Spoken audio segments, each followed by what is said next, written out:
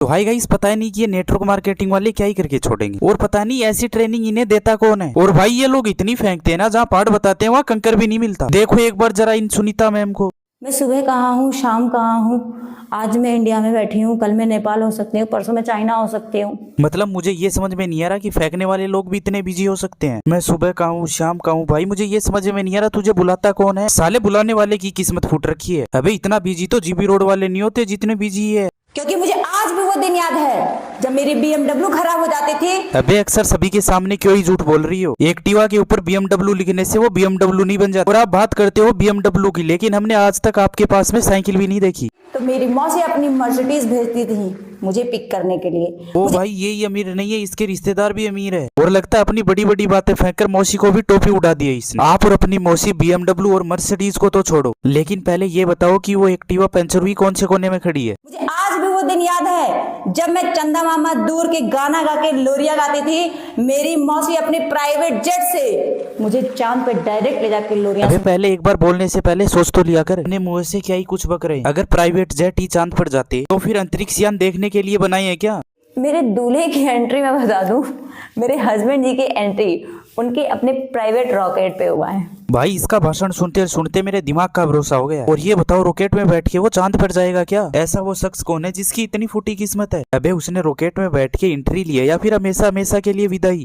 वो धरती पे अपने रॉकेट पे बैठे हैं और यहाँ से रॉकेट जो है उड़ा है और मून पे डायरेक्ट लैंड हुए। अबे वो चांद पे जाके अपनी ऐसी तैसी कराएगा क्या। अबे उसे शादी आपसे और इस धरती पे करनी है, चांद पे जाके एलियन से नहीं। अबे उसे उड़ा के ऐसी जगह दे के मारो कि आपसे पीछा छूट जाए। रोनाल्डो जो कि तुम्हारे मामा का लड़का है। अबे मुझे ऐसे बता दो कि ऐसे ही मान जाओगे या फिर डोरा बनाना पड़ेगा। अबे ये सारे वो अमीर और फेमस लोग आप ही के परिवार में पैदा हो गए क्या। रोनाल्डो को तुमने 18 सिलेंडर देने से मना क्यों किया।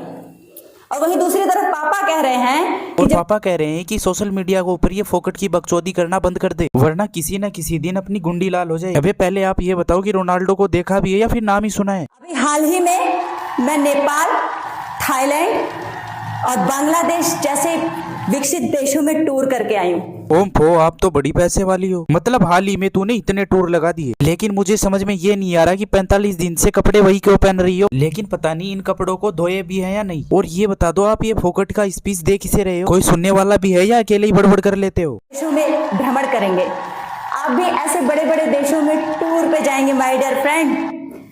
बस देरी है तो आपको इस टीम को ज्वाइन करने। अबे इस टीम को ज्वाइन करने के बाद घर पर जो रोटी इज्जत और तरीके से मिल रही है उनसे और खोए जाएंगे। और भाई इस टीम को ज्वाइन करने के बाद बड़े बड़े टूर करना तो अलग बात है, घर से बाहर घूमने के लायक भी नहीं रहोगे। गुलाब का रंग गुलाबी किसने रखा। अरे हमें क्या पता, इंटेलिजेंट तो आप हो, आप बताओ। आप झूठ भी बोल जाओगे तो चल जाएगा क्योंकि किसी को पता नहीं है ना।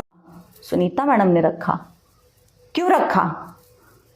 क्योंकि गुलाब का पहले कोई रंग ही नहीं था। अबे जिसका खुद का नाम दूसरे ने रखा है वो क्या ही नाम रखेगी। गुलाब का रंग हुआ ही नहीं करता था, क्योंकि पहले के जमाने में गुलाब काले हुआ करते थे। और आखिर ब्लैक ब्लैक गुलाबों से परेशान होकर इसने गुलाब में रंग डाल दिया।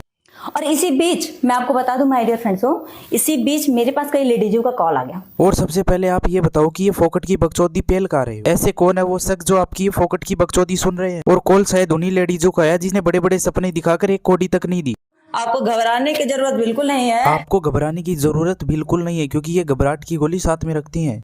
और मैं आपको बता दूं कि मैं अपनी मूछें कटवा के अपने हथेलियों पे उगा लूंगा। अबे उसके बाद तो हथेली में मूछें नहीं और ही कुछ होगा। मतलब ये शायरी सभी नेटवर्क मार्केटिंग वालों की सेम ही है क्या। और सबसे पहले ये बताओ कि आपके मूछें लगाई किसने।